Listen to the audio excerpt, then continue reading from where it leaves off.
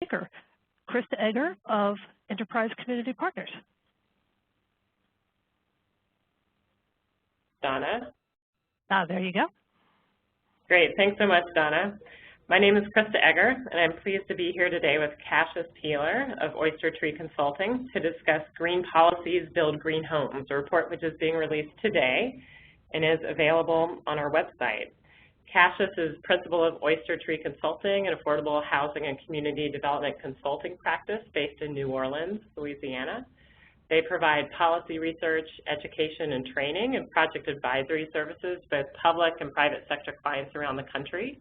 And Casius served as the first director of affordable housing at USGBC and is currently professor of practice and director of Tulane University's Sustainable Real Estate Development Graduate Program. None of the information we're sharing with you today would have been available without the ready collaboration of the allocators of low-income housing tax credits across the country. We had an amazing response rate when we reached out, about 94%, and I'd like to take this moment to express my thanks to them on behalf of Enterprise for sharing information about their housing credit allocations and their experiences and thoughts on the intersections of green building and affordable housing development. Our objectives today for this next hour and a half or so are to discuss this recent report, which explicitly looked at the 2013 9% low-income housing tax credit allocations in regards to their green building requirements. We want to explore how the housing credit marketplace has interpreted and prioritized green housing and examine barriers to implementation as well as opportunities for expansion. And as Casius and I go through the information today, we hope that you'll gather your questions and ask us many at the end. We'd really like to get into a full discussion with you. But let me set some context first and tell you a little bit more about Enterprise. So I'd like you to imagine that every person in the United States lives in a decent, affordable home. Enterprise Community Partners, then known as the Enterprise Foundation, was founded in 1982 by Mr. Jim Rouse, who you see on the slide here. And for the past 30-plus years, Enterprise has introduced solutions through public-private partnerships with groups that share our vision, Mr. Rouse's vision, that every person will have an affordable home in a vibrant community filled with promise and the opportunity for a good life. Our financial products, programs, and policy work provide holistic solutions, and we've raised and invested more than $14 billion in grants, equity, and loans to help build and preserve more than 300,000 affordable homes across the country. Our programmatic initiatives, of which green is a key part, work nationally. Through our market offices, which are local, we understand partner needs, issues, and emerging solutions, and in turn, at the national level, aggregate the information and bring national best practices from our sector, the green sector in this case, back to the markets. And this is one example of our Green National Initiative, taking information from the field in every state of the country and then rolling it back out to influence further activity in the United States. Enterprise founded our green program, Enterprise Green Communities, 10 years ago to assist the organization and our partners in mapping out a strategy to green affordable housing.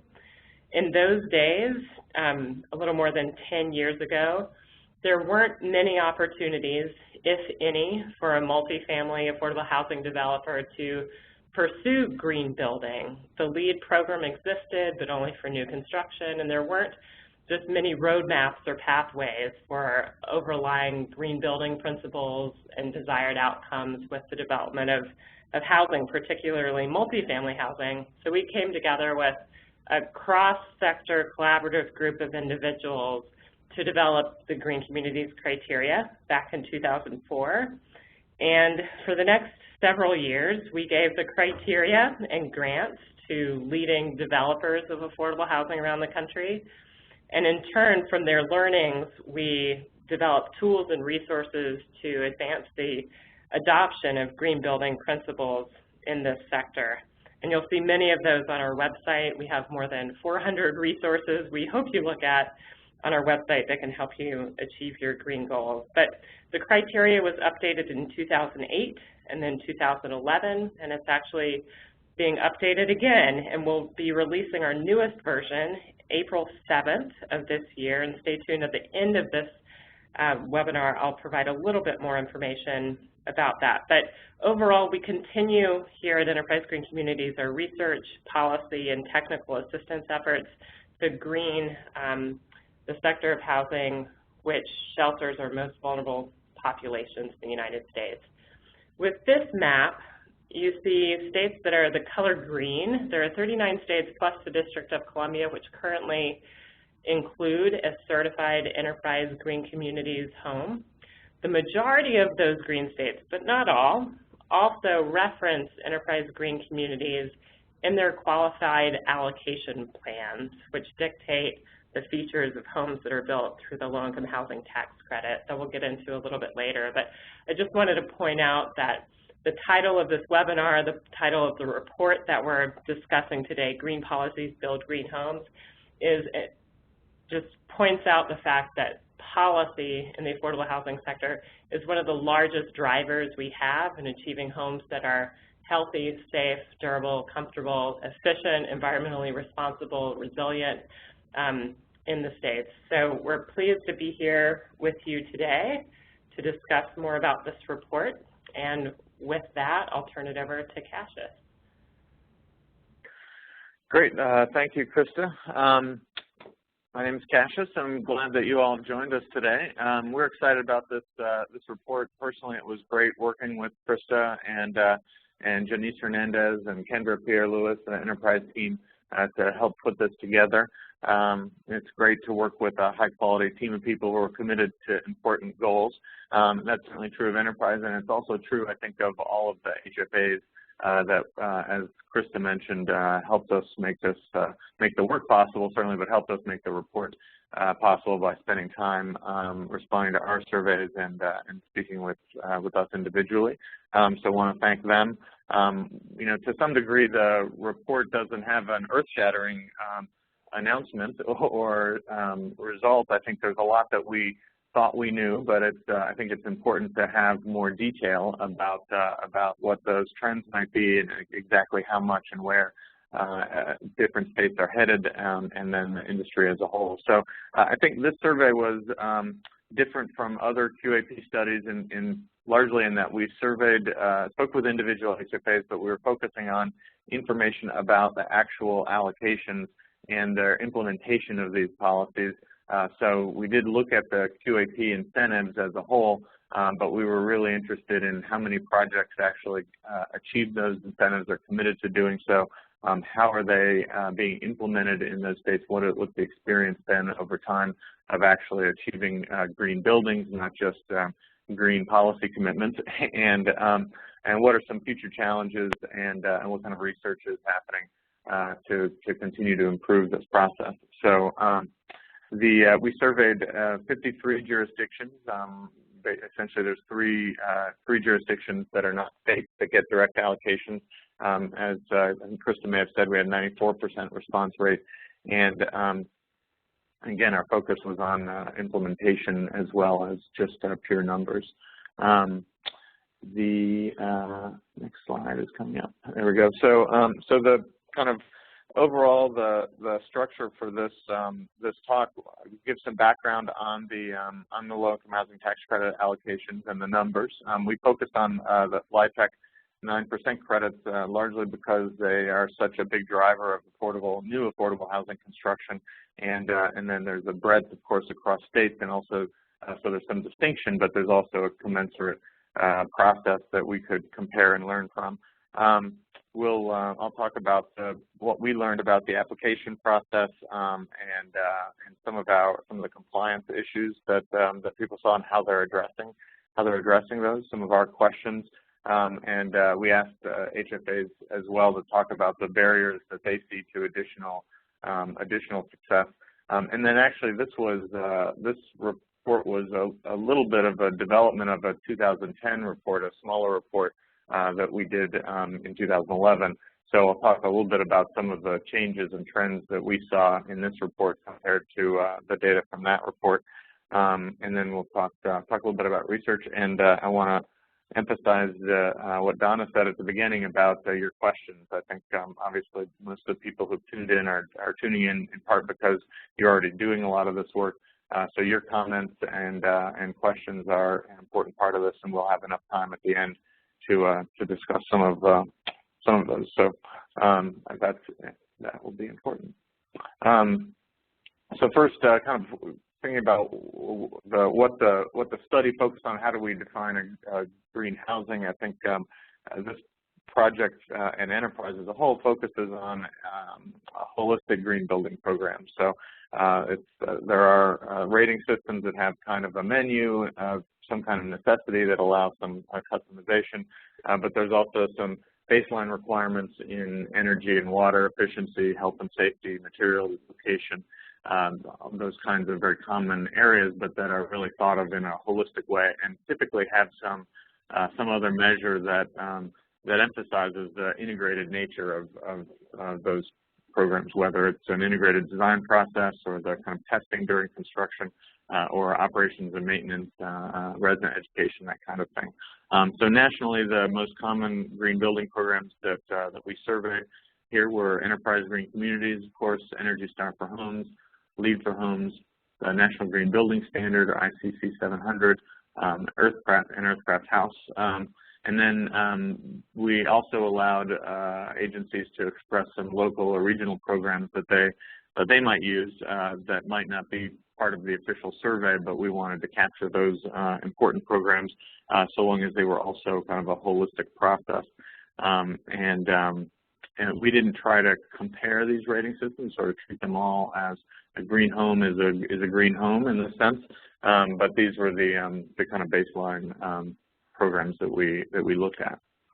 So overall, the good news is that you probably know is that affordable housing developers nationwide are very good at building green homes. Overall, 75% of the low-income housing tax credit allocating jurisdictions, so that includes the states and those 3 cities, they referenced holistic green building, a holistic green building program in their 2013 allocation process, and the result was at least 42,732 units of green affordable housing that year. So it's actually 75% of jurisdictions. It's also 75% of all the units that were funded in 2013. 32 jurisdictions had 100% participation. So that's on this map. That's all the dark green states, essentially. Many of them had 100% participation because they have a threshold requirement. But there are about 9 jurisdictions here that didn't have a threshold but had incentives, and still 100% of the projects that made it through the QAP process committed to achieving those green building programs. So mention, I should point out, Texas here is gray for a good reason. I've spent some time talking with the folks in Texas about their process, and essentially they have an allocation process where developers commit to achieving a certain number of points from a menu of options that includes but also is greater than just a holistic green building program. So it's impossible to know, even at the allocation stage, exactly which of those criteria those developers are going to choose. Again, it could include a holistic green building program, but it might not. So there's no way to really know that until the project is built. So unfortunately, we had to pull Texas out. Texas had over 5,300 units of affordable housing, and they do have green building incentives, just not one that we could measure as of 2014. So I think although we had to pull them out, that's why that's gray there, I guess. I also want to emphasize that we're looking at solely at holistic green building programs in the 2013 allocation round. So most of the states in kind of light green here do incorporate some incentives or individual incentives or even individual requirements for green building measures, but not always in a holistic way. So in that sense, we didn't count that as a holistic green building program, although they may be doing incentivizing some very good measures individually. Also, it's possible that a lot of projects, a number of projects in any given state may have sought out a particular certification program on their own or because of some other funding source, not through the low-income housing tax credit allocation process. And just because of what we were surveying, we wouldn't have caught those. So at least this undercounts the total green building in the tax credit program. For instance, the Portland, Maine has a local municipal requirement that publicly funded projects meet LEED Silver standards. So if Maine funded a LIHTC project there, it would have achieved LEED, but it wouldn't have done so because of the allocation process. Similarly, the state of Wyoming opened its first LEED certified tax credit project last year, but that wasn't something that they credited throughout the allocation process. It's something that that just happened because it was important for the project team. Talking about the incentives and the threshold requirements, at least. We've got two slides here that simply quantify the green building programs that were used by states. Again, we've treated each of these as equivalent largely, but this is just to see how often they're referenced by different states. So many states will reference more than one threshold. And here you can see that Energy Star was the most often referenced one for a threshold requirement, with a significant number of states also referencing enterprise green communities or another local or regional standard. Often where a state housing agency used a local standard or even where they created one of their own, they typically used it as a threshold requirement. So there were 3 states that had that referenced existing regional programs. Washington used the Evergreen Sustainable Development Program, Wisconsin Green Built Home in Wisconsin, and Earth Advantage in Oregon. And then Arizona, Illinois, Michigan, Pennsylvania, and Vermont created their own programs internal to the allocation process, but still that we felt took a holistic approach to green building. For instance, Vermont's green building and design standards require an integrated design charrette. Pennsylvania's threshold green building criteria include the development of an operations manual and attention to resident orientation. So we considered those as equivalent as well. These are the slide is the list of incentive-based programs. So some of the states that have a threshold also have incentives, and then there are some states that only have incentives. But with respect to these programs, LEED was the most common one that was referenced, and the National Green Building Standard and Enterprise Green Communities were also pretty commonly used. Again, there are a number of states that reference more than one program, so we're talking about 40 states and jurisdictions, but you can see obviously there's a lot more programs. In the incentive, looking at incentives, it was more common to have a number of different programs used as options. I also wanted to mention, this wasn't part of the study, but Passive House and the Living Building Challenge are increasingly common standards as well, represent a very high level of performance, but still have some affordable housing projects that have met those standards. I know the Pennsylvania QAP recently included Passive House as part of their incentive-based program, so that may be something that may be a place for further study, or the next time this study is updated, perhaps Passive House or some other programs like that will be will be appropriate to add them to the official study. So. So that was the kind of overview of what the QAPs say. We're trying to get to the what does that really mean in practice. I mentioned 47,000 units that were already funded, but we looked at the application phase. So how do projects identify that they're going to achieve these green building programs, or they commit to incorporate them. Part of that process is important because it can show that people, the developers and projects really know what they're getting into ahead of time. Again, there's an integrated process, so it's not something that you can really get halfway through and then start to look to realizing that you've committed to it after the fact. And then during design and construction, essentially how does the HFA check up on whether these projects are actually meeting standards, and then what I call the "we have to do what" phase, which is trying to avoid, but which is what might happen if a project gets to a point where it's really beyond cost effective to go backwards and achieve a program that may have been halfway or 3/4 of the way through construction. And what happens when a project gets in that kind of situation? How do the HFAs deal with that? So with respect to applications, there were 16 states that required applicants to include a completed checklist from the relevant program. So that just showed some measure of familiarity with the program and selecting options that you're going to pursue in your particular project. So that's that was one common way of indicating some awareness of the program. Additionally, there were 14 states, about a third of all that had a green building program, that required applicants to show in their application that the design team has relevant green building experience. So there may be a variety of ways that states expected that information to be shown, but they were in any case expecting a developer at the application phase to show that they have a design team that understands what the goals are and how they might what they need to do to meet them. There were just 7 states that allowed checking the box in the application as enough.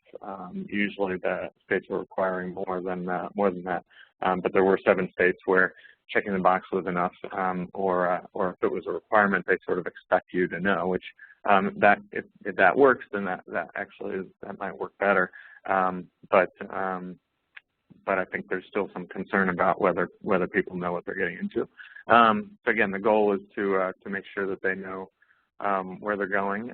There were at least 2 states that reported requiring a certification from the project architect that the project was on track. So that's a little bit more than just showing your design team has some experience. Kind of the architect has to sit up a little bit more straight and certify. And then there's one jurisdiction that requires, as part of the application, that projects submit notes or other evidence from an integrated design charrette that they've already held prior to submitting the QAP. So that's something they're going to have to go through. They might as well have done it before the application, and that might be one way to ensure that the project is heading in the right direction. During construction, or really after construction, the compliance, looking at how state housing agencies confirm that the project has actually met these goals. There are 31 states overall that required third-party verification of completion of some kind. So that's in this graph here. It's the orange pie slice and the kind of light green, I guess, the 34% and the 43% here added together and rounding up 78%. And just thinking of the HFA's staff, that construction staff that may do on-site inspections themselves during construction, that's one way that a number of states saw fit to confirm compliance, and we thought of that as external, certainly, to the project team. And then a number of states that also require an actual certificate from the Green Building Program, the relevant program. Final certification. And I think the HFA construction staff being involved is in some ways, I don't want to say better, but that's certainly a good practice. But it does require the staff to have some additional expertise and also obviously additional time. But it can ensure a better kind of partnership and better communication between the project team and the HFA. There were just 3 states that reported relying solely on a certification from the project team. A lot of other states did require certification, but also did require that in conjunction with other measures. And I think we had 1 state that indicated no compliance check at all. I think that's a little bit of a misnomer. That was the survey response, but it's a state where actually the building code department does the compliance, really. So from HFA's perspective, they're not they're not doing the compliance directly. I think I'll get back to that when we talk about some of the changes between the 2010 survey or scan and this report. There is the possibility, however, of not completing the program that you've committed to complete. This is we have to do what phase, and again, everything else is designed to avoid this. And in speaking with different housing finance agencies, it's not clear to me how much of these consequences have been implemented and how much it's a kind of a plan or hopefully a threat to avoid ever having to deal with a project that actually doesn't complete the green building program. We don't have a fancy chart for these, but this is the number of states that indicated each of these different processes for dealing with failure. So over half the states indicated that a project or a developer that failed to achieve the relevant green building standard would be penalized in future LIHTC applications. So that's 23 states. It was the most common response. It seems like a good response, but also seemed to me anyway that it was unclear how this would be quantified or tracked even. But it certainly seemed like it was something that was doable. And again, more than half of the states indicated that they either would do it or do it. At least a quarter of the states reported that the complete loss of tax credits would be a possibility. So 11 states said, you committed to doing this for the credits, you didn't do it, we're going to take the credits back. I think personally, I think that's unlikely to be implemented, and certainly nobody could identify a project where that had happened. I think that makes sense from a policy standpoint, but I think in the implementation of it, it probably doesn't get implemented as a consequence very much. But finally, a number of states reported that the award might be revised or the project fined in some way. One state suggested that the revision of the tax credit award, sort of taking away some credits, would be done in a way that would have to come directly out of developer fee, and that to me seemed like a way to certainly focus everyone's attention without punishing the project as a whole. But again, there wasn't a specific instance where that had happened or a developer I could talk with who had that happen. Again, I think the point of all of this is to make sure that the projects succeed, not figure out a way to penalize them. So I have heard from other clients. I have heard of clients of mine who deliver and certify on various rating systems. Heard from them that they've had projects occasionally contact them in a panic at a point where it seems very late to address the certification issues, and nobody that I know has ever taken one of those on. But presumably, if they did, it would be to get them over the necessary hurdle. So I think this is an area where there's a lot to discuss, and maybe that's something that we can discuss more on the call today. I did mention that we did a kind of a smaller version of this survey back in 2010. So this is just a comparison of those results and showing the trends and growth in green affordable housing through the LIHTC program. So in 2010, there were 37,000 units, a little bit more than that, about 64% of the total that had committed to meet a green building standard. Same methodology as this study. This year, said 42,000, states 75%. So that's a significant increase in just a few years. Most states either held steady, often that was at 100%, or actually improved in the number of the percentage of units they funded that committed to a standard. But there were a number of states, or 12 states, that had fewer green projects than they did in 2010. Often that was because the state had eliminated a threshold requirement for Energy Star. In 2010, they reported they had a threshold Energy Star requirement, but in 2013, they didn't. And so although projects may still have achieved some measure of green building, again, they didn't do it through the QAP process, or it wasn't incentivized in the same way. And so you know, that was a result of really policy changes in those states. It didn't sound like that was a result of states being developers can't achieve this Energy Star standard or whatever standard they had used. It really seemed like it was a policy decision. And there were a few states that still had an incentive-based program, but just so happened that in 2013 fewer projects achieved that program. Relative to the compliance and third-party certification, there's a few more states that require third-party certification now than in 2010, about 10% more, and fewer states in 2013 accepted a project team's own certification. That wasn't enough. So I feel it seems like those are developments that you would want to see if you're interested in achieving green building projects and the outcomes associated with them.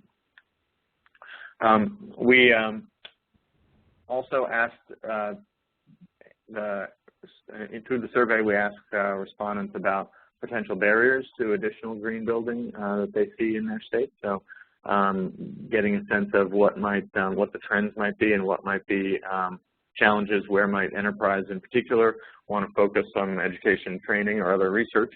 I think the most obvious barrier is cost. So in general, there's a lack of safe, decent, and affordable housing nationwide, and so higher upfront costs can pose a real barrier, even where there may be significant or at least some greater payback over time. And that's just looking at the cost, not necessarily thinking of other ancillary benefits, but those are real barriers.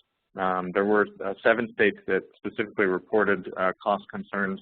Usually they were generalized cost concerns. This is expensive, but those are real. There were 3 mostly rural states that specifically mentioned the cost of certification or inspection as a barrier. So maybe there's a desire to implement a lot of the measures, but the actual testing and certification resources may just not be available, or it may be hard to get them to where the projects actually are. So those are real barriers also. But I think I was surprised at how many respondents mentioned cost, but specifically mentioned perception of increased costs as a barrier. So it seemed like a lot of the people we were surveying were skeptical, at least, that there was an increased cost, or how much of a barrier that really was. When one state agency said, "We've been advised that certain green building standards are expensive to meet, but we don't have any direct evidence of that." So maybe that's something that the research and the research portion of this survey would highlight, but that's still a real barrier. Another HFA said objections by policymakers to increased construction costs, which are perceived to be higher than they really are, is a barrier. So again, it's a kind of perception of these costs, and maybe a more clarity about what the costs and benefits are. Again, that's a research that Enterprise has been doing. Recently, I guess 2 years ago, updated that research, and that's something that Enterprise continues to do relative to the Enterprise Green Building, Enterprise Green Community standards, but it's something that the industry needs to pay attention to and address. And there was one HFA that actually mentioned a perception among the public that green affordable housing might be of higher quality than most market rate homes. That was an interesting response. I thought that if everybody can't have a green home, why are all the affordable housing projects green? It's a different way of looking at the kind of increased costs or perception, but still maybe a barrier to people who have to make policy and answer to the public. Another HFA mentioned that they have a lot of rehab projects, and so it's still a kind of a cost issue, but it's more specific to rehab costs for green buildings are maybe higher, maybe the benefits are harder to achieve because of the way the building is already built, and those are real issues as well, kind of a different way of thinking of the cost barrier. And then there were a number of states that mentioned technical concerns, mostly about ventilation. So maybe we're achieving a lot of energy efficiency and kind of a solid thermal barrier, but then that might have might impact indoor air quality and cause mold problems, especially in a humid climate. So that's not really that's not a new barrier. It's not something people aren't aware of on the technical side. It's actually also a reason to pay attention to or to be interested in a holistic green building program, rather than perhaps a program that's just a kind of one-off looks at energy efficiency, but also still a real concern, and one that really gets at the heart of the ultimate goal, which is kind of improving the quality of life and affordability for residents. We did ask states about any research that they're doing, and again, if cost is an issue, how do you know how much of an issue it is? How do you know how much of a benefit you get unless you're doing some research on your own projects? So we found a number of state agencies that were collecting data. So 14 mentioned that they were tracking or researching performance within their own portfolio. A number of states also mentioned they were considering such research in the future. That kind of research ranged from hiring an energy consulting firm to perform an analysis of kind of abstract analysis of building measures that they saw in the projects they supported, having someone come in and actually look at individual, kind of a select few projects, internal monitoring, require all the projects to report data, at least with respect to energy efficiency, and track that as an agency, and do it portfolio-wide. A number of agencies mentioned benchmarking and asking projects to engage either portfolio manager, WeGoWise, or some other program that would help both the agency and the building owner to monitor energy efficiency. And that might be valuable even if it's performing well in 1 year. You still might want to track that over time and make sure that it continues to perform that way. There were a number of states, though, that weren't currently conducting any research, and oftentimes those states turned out to be states that weren't already interested in or didn't already have a holistic green building program that they were utilizing. So, I mean, to some degree, that makes sense. That they don't have a green building program to study. What would they study? But of course, green building is not specific to these programs. It's really every building is using energy, is using water, has durability issues and resident health issues. So it seems like a kind of research that would be ongoing and should be irrespective of these green building programs. So the one state that was in the middle of a research project that just wanted to highlight as an example of the kind of research was Virginia. Had at that point, I think, recently completed a data collection, and just last month they released the final report from this from a study of earthcraft homes. So it's a 100+ page report that studied over 300 units in Virginia, and they found an annual savings to residents on average of $648 a year. So that's significant. They were looking at projects that were in different parts of Virginia, different size projects, so there's a range. The report also has information on individual measures and how much they felt each measure contributed to the overall savings. So that's good information, certainly. But they also mentioned a number of kind of the context of this, which is not just green building, but also an awareness of energy costs, utility costs that have been rising significantly, and so how do you get a hold of those volatile costs and address affordability relative to your residents? So Virginia has had a incentive program through the LIHTC programs since 2007, so they've produced a lot of green units, and it's something that as a state they've been invested in. Again, many other states have as well. Virginia just happened to have the kind of the most current study of it, so I thought that we'd highlight their work and end with a quote from their director from the study that I think captures a lot of what what we're really looking for here. That says when the Virginia Housing Finance Agency made changes to its tax credit program to encourage green building construction, created a positive effect on affordable housing development in Virginia. One of the best results is that utility bills have been significantly lowered for tenants, thereby improving their quality of life. I'm pleased this study confirms that we're on the right track. So that's the director's review of Virginia's study, but I think it also applies to this overall nationwide study. There is a lot of success. There's a lot of capacity within the affordable housing development community to provide green buildings. We're on the right track, and that includes efforts to lower utility bills and ultimately improve the quality of life for residents in affordable housing.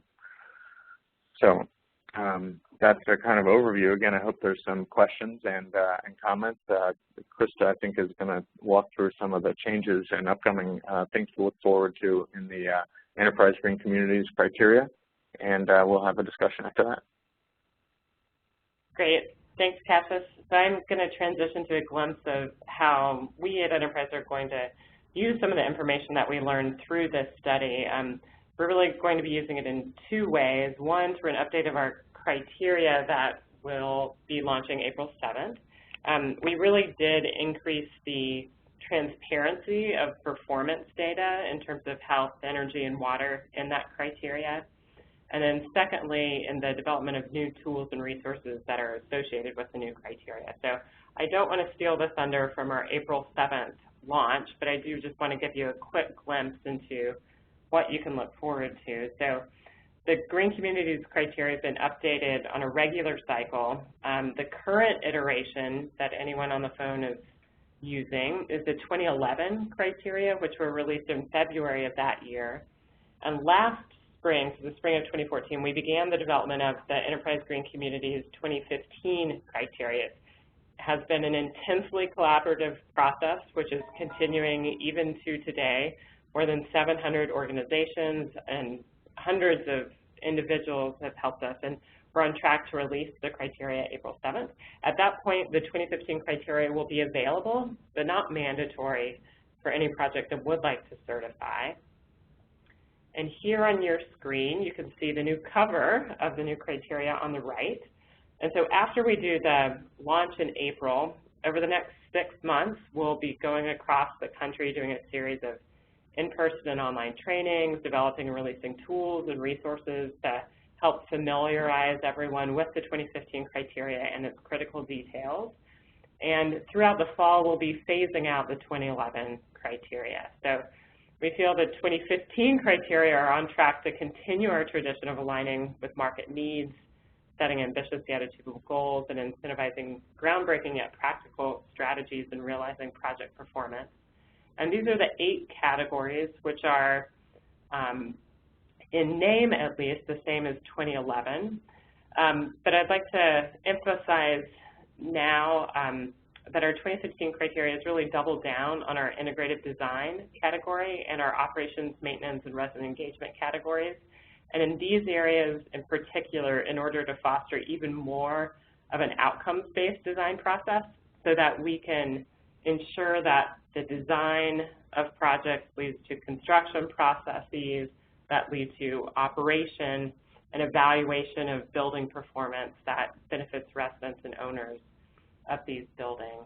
So our criteria, like other green building programs like Earthcraft and LEED, et cetera, they're roadmaps through the world of green building for project teams, but we're hoping that more and more we can also fine-tune their effectiveness as tools for quality assurance. And I think that aligns with the trend that emerged in the report about this transparency of data and the research that is happening, and how a greater emphasis on actual performance will do us all well. So our launch plans, the big dates for y'all to keep in mind: April 7th, public release, and when our press strategy begins. July 13th through 15th, we'll be co-hosting a conference in Minneapolis with the ULI Terwilliger Center, which we're really excited about, and that will be a flagship event for our release. And then throughout the remainder of the year, we'll be doing trainings for our staff and for all of our stakeholders, and developing tools and resources to ensure that this is an effective tool. One tool and resource I want to point out in particular is that we do plan to initiate a refresh of our cost-benefit study of implementing green building in the affordable housing market, so that we can address that perception of high cost issue that emerged in the report. So just want to wrap it up with a few things, and then Donna is going to go over the polling results that you all completed at the top of the hour, and then we'll get into Q&A. But I just wanted to wrap up by restating that a couple of different policy considerations that I think emerged through the learnings of this report and the survey work. The first one is the obvious one, which we've discussed, that where green building programs are required or incentivized, we see more green units produced. Green policies, green programs provide benefits to low-income people and provide a method of building quality assurance for LIHTC allocators. So we want to do all that we can to increase the level of deep green that we saw on that map earlier on. Secondly, I just want to go back to the issue of evaluating compliance and implementation with these programs that are required. More states, as Casius said, are now requiring more than just checking a box on the application at the design stage for project teams to indicate that they'll comply with the green building program.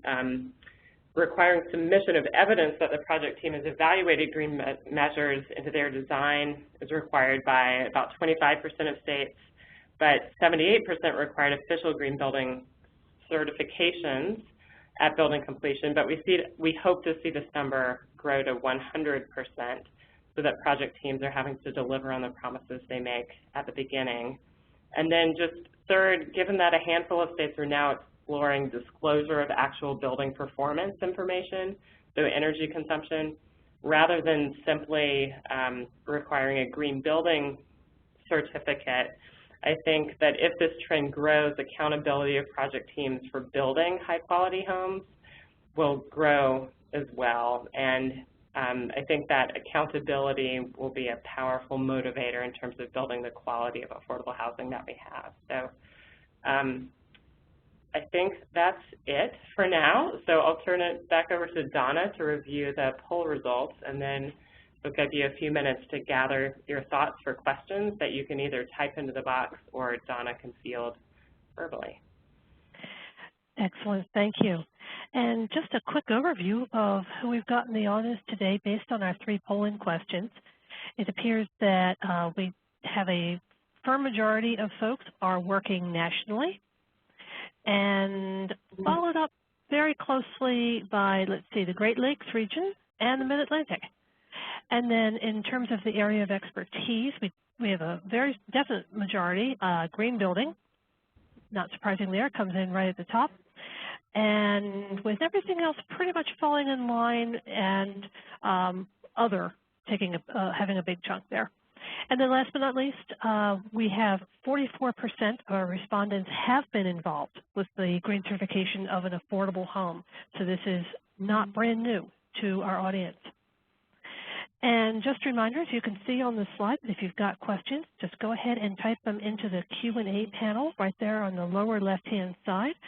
And let me remove this polling panel so that may be easier for you to see. But if you see the little Q&A, if it's closed up, just click that little arrow and that will open up the panel for you and you can type in your question. And while we're waiting for questions to come in, just a reminder that this session has been recorded, and an archive, link to the archive will be sent out to all participants within 48 hours, and that contains both a recording of the session as well as a copy of the slides. Donna? Yes. This is Casius. maybe that's obvious. I was trying to send Krista a question just so we could discuss that, and I'm having trouble doing that. I don't know if that's just my own technical problems, but Krista, I was going to ask about the International Green Construction Code, and you mentioned some of the disclosure policies that might kind of go beyond or augment the green building certifications. And I wondered if you feel like the construction codes are going to get up to a point where I know LEED V4 is having to stay ahead of the curve, is having to consider cost issues significantly. And is the floor going to be achieved? Is the floor going to be achieved that makes all green homes and all affordable homes and all non-affordable homes, market rate homes, green? It's a really good question. I mean, I think we've seen the market move in that direction certainly over the past five years, and now with codes in California, for instance, requiring net zero buildings by 2020, I think that's going to accelerate the pace of performance even more. You know, there aren't that many jurisdictions now which do enable the gathering of benchmarking data in a simple way. So I think the more that we can push policies in that regard to offer more information so that we can evaluate building against building, and even to a greater level, project team against project team for the quality of results that they create, we'll be better off. But it will be interesting as we go over the next few years and see more buildings that are built to the International Green Construction Code, for instance, here in the District of Columbia, how the traditional third-party verifiers for green building programs, for instance, are now taking on some ownership of code implementation, and how we can learn from those synergies. Yeah. Okay, and we do have some questions coming in now. This is terrific. Our first question comes from Amira, who'd like to know, is there a study that compares enterprise community certification projects with LEED projects? Are there more enterprise or more LEED? That's a great question. I'm not up to date on the number of LEED certified homes that exist. I do know that we have just over 83,000 units registered in enterprise green communities. And while we focus explicitly on the affordable market, of course, LEED does both market rate and affordable. I don't know, Casius, if you have any updated numbers about LEED figures. It's been a long time. I know, but I think you're right that the numbers are hard to compare because LEED's market is significant, and I know LEED is even doing international projects. So one project in Saudi Arabia might skew the numbers. But I also think there are a number of projects that actually do both. There may be different reasons to do both, oftentimes from funding and something that might be bureaucratic, but I think sometimes project teams genuinely see value in having both of those, going through both of those systems.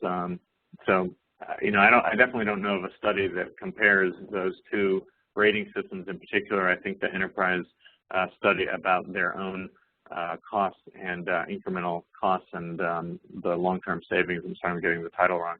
I feel like that's the most study. That's more study than I've seen in terms of cost and benefit in either in any other program, really. Mm-hmm. And after we do release our 2015 criteria in a few weeks, we'll be starting the process working with USGBC and other groups who have local green building programs to compare the programs from a technical standpoint. So lots of different points of comparison to look forward to there. I also think the comparison is, you know, to the extent you're looking at things you can quantify, I think that's obviously important, but I think there's obviously a lot here that is either impossible to quantify or has a longer-term impact, mostly relative to indoor air quality and occupant health, and that's something I always felt like enterprise focused on. I mean, when I worked at USGBC, it was clear that enterprise focused on those, requiring those, or certainly really driving the indoor air quality health measures more so than kind of LEED gave you more flexibility about that. So I think those kinds of qualitative differences are also make it hard to kind of compare one-to-one. Okay, thank you. Our next question comes from Steve K., who'd like to know, during the study, did you all gain any insights into why certain states haven't yet created green building standards for affordable housing tax credits? Could you make any suggestions on how they could be convinced that this is a good idea?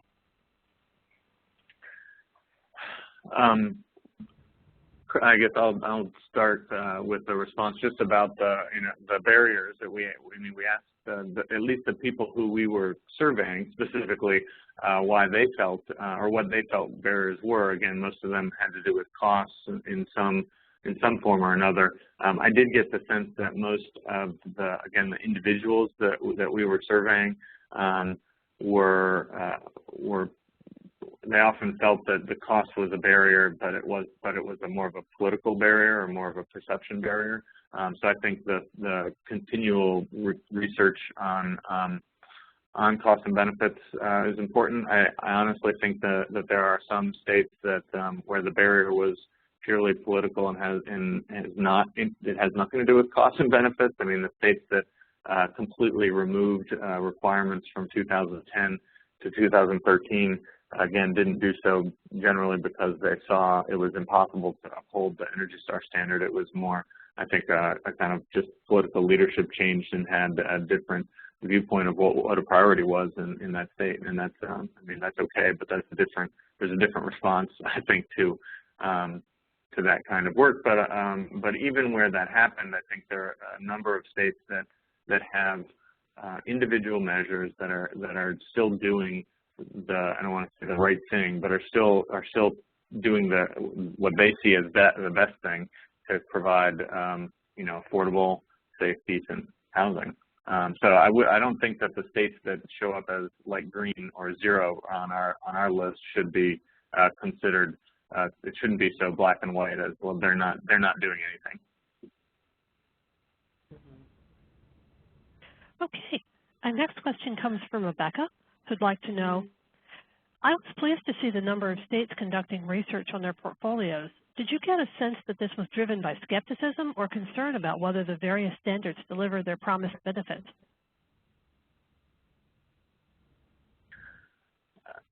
Just since I spoke directly with a number of the states that were doing this, it was not driven by skepticism generally, at least not skepticism on the part of the people that I was speaking with. Most of them were looking to demonstrate success so they could promote what the effects were of the policies that they had implemented, but also improve them over time. A number of states specifically mentioned they were doing research in order to help them continue to refine the QAP. So whether that's always going to be toward kind of more incentives for higher standards, or whether sometimes that's going to be changing it, I think that's really a result of the research.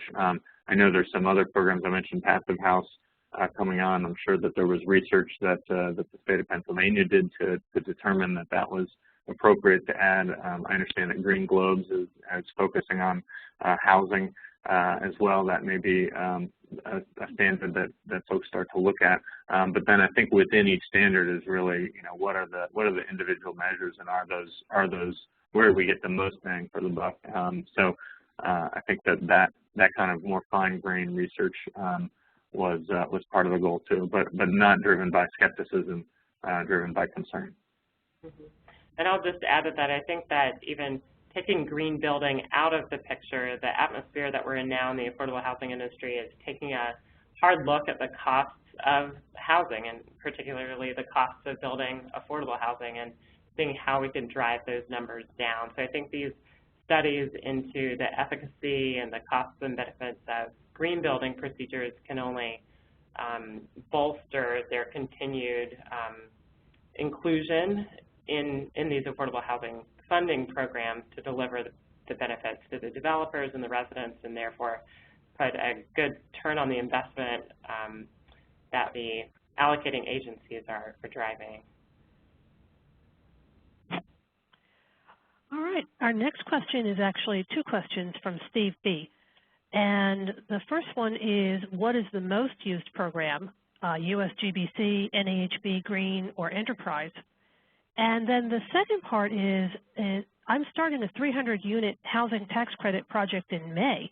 Should I wait on the new program or just stick with the 2011? Great question. So in terms of what is the most used program, as we mentioned a little bit earlier, we're not exactly sure in terms of total units in the affordable housing sector of how they compare, but we did see that most states in the threshold requirements for green building programs were referencing Energy Star and then Enterprise. On the other hand, in the incentive requirements, LEED was referenced first. Do you have anything to add to that, Casius?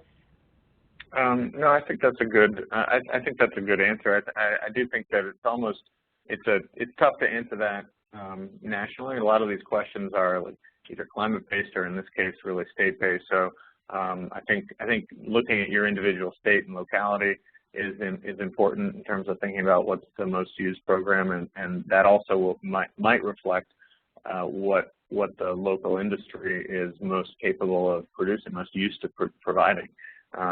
So I think it's tough to answer. It doesn't seem to me to be a terribly useful answer nationwide, at least for someone who's looking to implement a program or to build a building.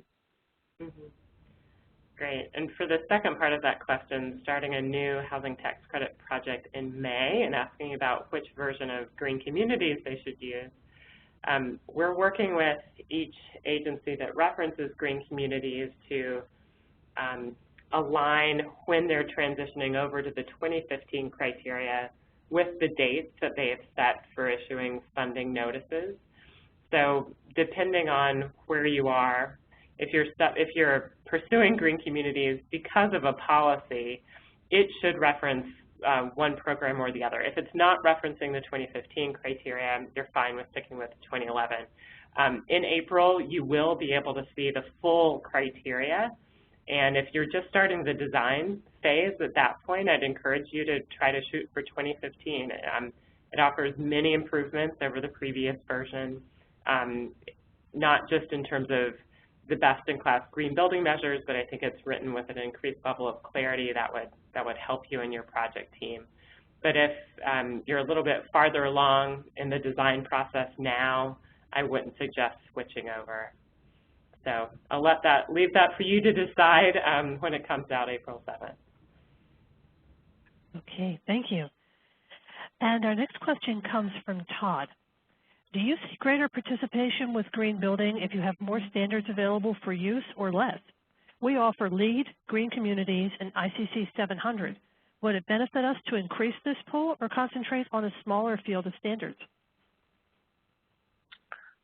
I think that's a very interesting question that I haven't thought of, and I'll just defer a little bit only because I'm going to work on my spreadsheet here and see if I can come up with some answer based on the data anyway. Okay. I'm not sure exactly whether the number of offered programs leads to greater compliance or less compliance. I would think that ensuring that you have a green building support community, so that could be green building consultants that are available in the field to support project teams, or it could be having access to resources and examples of successful green certified projects in your area, where you can establish some kind of peer network, so that the developers and the general contractors, the designers, the engineers who have built green certified buildings can share their lessons learned, what went well, what didn't go well, with the newer developers to help shorten the learning curve for the groups that are newer to green building would be better, I think, than offering more certification options. USGBC, Green Communities, ICC 700, if you look at them from the 10,000-foot level, we're all addressing many of the same areas. Each program goes about it a different way and has a different target audience and has different specific criteria, but I think none of these programs will be successful without those support services in terms of consultants and tools. So if anything, rather than expanding the pool of available certification options, I might try to focus on expanding easy access to those types of tools that could make certification and higher performance more achievable. Okay, thank you, Krista. While we're waiting for some more questions to come in, just a reminder that this event has been recorded and an archive will be created and made available within 48 hours, and a link will go out to all participants. As well, when you leave today, you're going to be taken to a very brief, fairly painless evaluation that we'd love to get your feedback on. It really helps us to make these events as worthwhile as possible for our audience. And with that, I'm going to do a last call for questions. Actually, can I respond quickly right to Donna? The last question. I just sorted everything by number of programs referenced for just, I mean, that was the question. And I don't know, there's about 10 states that offer the most programs. 92% of their units were green, I guess. And the next kind of tier, there's maybe 13 states, and 92% of their units were also green. So I don't know that it makes much difference, which really just says that Krista maybe was right. It's good to prove it. Thanks, Cass. Okay, we'll give it another second, but while we're waiting to see if we get one more question in, Krista or Casius, do you have any wrap-up words for us? Just want to thank again all the states that did provide us this data so that we could aggregate it and share it back out with everyone. I think this type of learning is important for us to be able to move forward. Yep, and I want to thank everyone who joined us and is doing this work every day out in the world. Absolutely, and I don't see any more questions, so we're going to wrap up a little early today. And I'd like to thank our presenters for joining us and our attendees, and we hope to see you online again very soon at another Enterprise Live Online event. Goodbye now.